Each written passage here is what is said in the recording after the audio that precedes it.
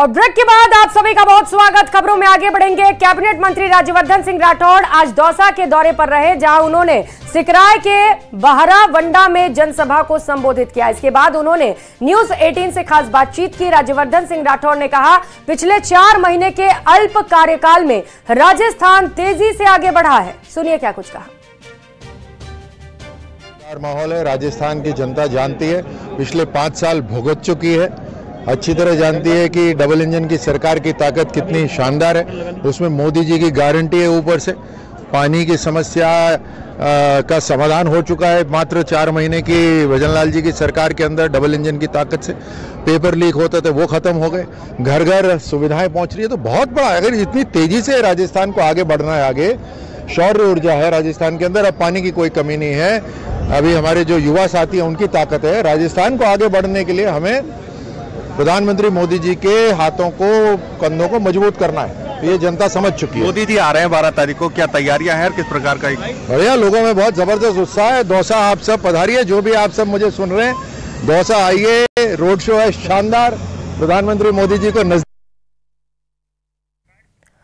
तो वही चित्तौड़गढ़ सीट पर कांग्रेस और बीजेपी के प्रत्याशी धुआंधार प्रचार प्रसार कर रहे हैं और जनता को साधने की कोशिश में हैं। इसी सिलसिले में कांग्रेस प्रत्याशी उदयलाल आंजना भी क्षेत्र में चुनाव प्रचार कर रहे हैं और अपने जनसंपर्क में बीजेपी पर जमकर निशाना साध रहे हैं।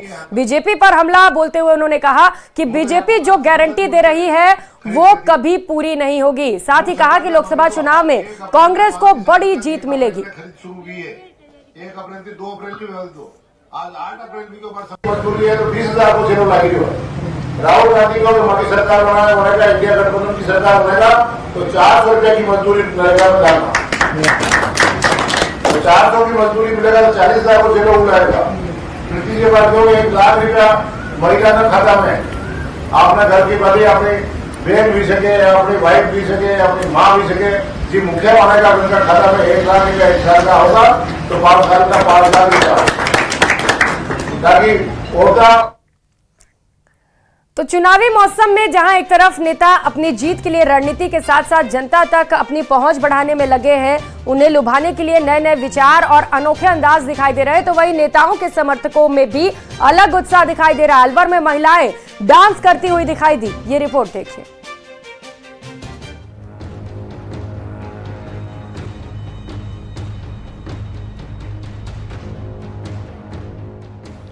चुनाव आते ही नेताओं को जनता की याद आने लगती है और नेताजी की गाड़ी शहरों से गांवों की ओर घूम जाती है। इस बार भी चुनावी प्रचार के लिए प्रत्याशियों की तरफ से अनोखे तरीके आजमाए जा रहे हैं। एक से एक अनूठे काम हो रहे हैं। कोई इमोशनल हो जा रहा है तो कोई बीच सड़क चाउमीन बना रहा है।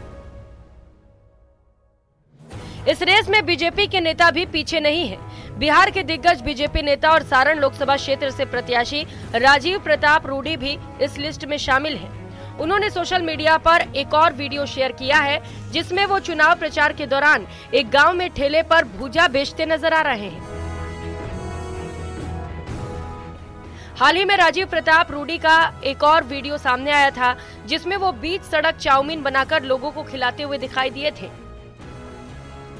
राजीव प्रताप रूडी का ये अंदाज कार्यकर्ताओं को काफी पसंद आ रहा है और कार्यकर्ताओं ने उनके पक्ष में जमकर नारे लगाए। तो वहीं अजमेर में सिंधी समाज के जुलूस में भागीरथ चौधरी शामिल हुए, जिनका अनोखा अंदाज दिखाई दिया। लोगों के बीच अजमेर से बीजेपी प्रत्याशी भागीरथ चौधरी और अजमेर दक्षिणी बीजेपी विधायक अनीता पटेल गानों की धुन पर डांडिया खेलती दिखी। भागीरथ चौधरी को डांडिया खेलता देख लोगों में भी उसके साथ डांडिया खेलने का जुनून पैदा हो गया। दरअसल सिंधी समाज की तरफ से झूलेलाल जयंती पर जुलूस निकाला जा रहा था। जहां एक तरफ नेताओं की अनोखी तस्वीरें देखने को मिल रही हैं, तो वहीं अलवर के राजगढ़ में बीजेपी की एक जनसभा में बारिश ने खलल डाल दी। लेकिन बारिश के बीच महिलाओं ने जमकर डांस किया। कुछ महिलाएं बारिश से बचने के लिए कुर्सियां सिर पर रखे दिखी, तो कुछ महिलाएं बारिश का आनंद उठाते दिखी। दरअसल ये जनसभा अलवर से बीजेपी प्रत्याशी भूपेंद्र यादव के समर्थन में थी, जिसमें हरियाणा के सीएम नायब सैनी शिरकत कर रहे थे। चुनावी मौसम में इस तरह की अलग अलग तस्वीरें रोजाना देखने को मिल रही हैं। Bureau report, news 18 Rajasthan. और अब बात दागियों पर मेहरबानी वाली खबर की। अगर हम ये कहें कि सियासत और जुर्म एक ही सिक्के के दो पहलू होते जा रहे हैं तो बहुत मुमकिन है कि आप इस बात को सिरे से खारिज कर दें, लेकिन स्थिति गंभीर है। बढ़ते आंकड़े परेशान करने वाले हैं क्योंकि राजनीति में अपराधियों की संख्या लगातार बढ़ती चली जा रही है। राजनीति के लिए स्वच्छता अभियान चलाए जाने की कोशिशें दम तोड़ रही हैं। ये रिपोर्ट देखिए।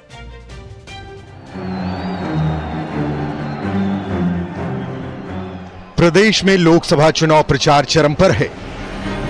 राम राम सर। पीएम मोदी के बाद अब कांग्रेस के पूर्व राष्ट्रीय अध्यक्ष राहुल गांधी 11 अप्रैल को फलोदी में जनसभा को संबोधित करने आ रहे हैं। यहां 2 चरणों में चुनाव हो रहे हैं, 19 और 26 अप्रैल को, जबकि 4 जून को देश भर में एक साथ मतगणना होगी। इस बीच नामांकन पत्र में प्रत्याशियों की निजी जानकारी, संपत्ति और अपराध भी बहस मुबाहिसे का हिस्सा है। 11 उम्मीदवारों पर कई मामले दर्ज हैं। खास बात ये कि इस लिस्ट में बीजेपी कांग्रेस के अलावा निर्दलीय प्रत्याशी भी शामिल हैं। तो अगर आपराधिक मामलों पर गौर करें तो इस लिस्ट में से लगभग 114 में से 10% से ज्यादा उम्मीदवारों पर आपराधिक मामले दर्ज हैं और 7 पर तो गंभीर आपराधिक मामले दर्ज हैं। हालांकि भारतीय जनता पार्टी के बारे में से सिर्फ 1 उम्मीदवार पर आपराधिक मुकदमा दर्ज है, तो वहीं कांग्रेस के 10 में से 3 उम्मीदवार पर आपराधिक मामले दर्ज हैं और कांग्रेस और आरएलपी के एक उम्मीदवार पर गंभीर आपराधिक मामला दर्ज है। जयपुर ग्रामीण से कांग्रेस उम्मीदवार अनिल चोपड़ा पर लगभग 8 पुलिस मामले दर्ज हैं। फजल हुसैन, बीएसपी, अलवर आचार संहिता उल्लंघन। हनुमान बेनीवाल, आरएलपी, नागौर राजकारी में बाधा, पुलिस पर पथराव, मारपीट और हत्या का प्रयास। ललित यादव, कांग्रेस, अलवर, रेलवे पटरी पर प्रदर्शन, सरकारी संपत्ति पर पोस्टर लगाना। भजनलाल जाटव, कांग्रेस, करौली, धौलपुर आरक्षण आंदोलन के दौरान प्रदर्शन। अनिल चोपड़ा, कांग्रेस, जयपुर ग्रामीण, लापरवाही से वाहन चलाना, बलवा, लोक सेवा का अनादर, कानून के खिलाफ भीड़ जमा करना और संपत्ति को खराब करना। रमेश कुमार, निर्दलीय, चूरू, गौरक्षा के नाम पर मारपीट, हत्या का प्रयास। डॉक्टर ओम प्रकाश मीणा, सेहरा, निर्दलीय, जयपुर, दहेज प्रताड़ना और घरेलू हिंसा का आरोप। राजेंद्र सिंह शेखावत, निर्दलीय, झुंझुनू, भड़काऊ भाषण देने के 2 मामले और एक में जालसाजी का आरोप। हजारीलाल, बहुजन क्रांति पार्टी, मार्क्सवाद अंबेडकरवाद, झुंझुनू, अमानत में खैनात और धोखाधड़ी। Ummeed party of India, Sikar, धमकाना, जबरन वसूली, फिरौती। Shubhkaran Chaudhary, BJP, Jhunjhunu, check bounce के मामले। अपराधीकरण एक बड़ी समस्या रही है। हालांकि कुछ कानूनों में परिवर्तन की वजह से सुधार हुए हैं और काफ़ी सारे अपराधी बाहर भी हुए हैं, जैसे मुख्तार अंसारी है, उनकी सज़ा हुई और डिस्क्वालिफिकेशन हुए। लालू प्रसाद यादव पे भ्रष्टाचार के आरोप लगे, उसके बाद वो डिस्क्वालीफाई हुए। ओम प्रकाश चौटाला, भूतपूर्व मुख्यमंत्री हरियाणा, वो डिस्क्वालीफाई हुए। लेकिन एक समस्या ये आ रही है कि अभी भी सरकारी पक्ष में ज़्यादा तथाकथित अपराधियों का बोलबाला है और उन लोगों पे जो जांच चलती है वो काफ़ी धीमी है। सुप्रीम कोर्ट और चुनाव आयोग जैसी संस्थाएं समय समय पर कदम उठाती रही हैं। सुप्रीम कोर्ट ने सभी प्रत्याशियों को अपना आपराधिक ब्यौरा देने के निर्देश दिए थे। वहीं चुनाव आयोग को भी निर्देश दिए गए थे कि चुनाव क्षेत्र में जनता के सामने प्रत्याशियों का आपराधिक ब्यौरा मिलना चाहिए। जनता की समझदारी और जागरूकता ही चुनाव से धनबल और बाहुबल को खत्म कर सकती है। Bureau report, news 18 Rajasthan. और फिलहाल यहाँ रुकेंगे एक छोटे से ब्रेक के लिए। ब्रेक के फौरन बाद आपको दिखाएंगे 5 मिनट में 50 जिलों की बड़ी खबरें।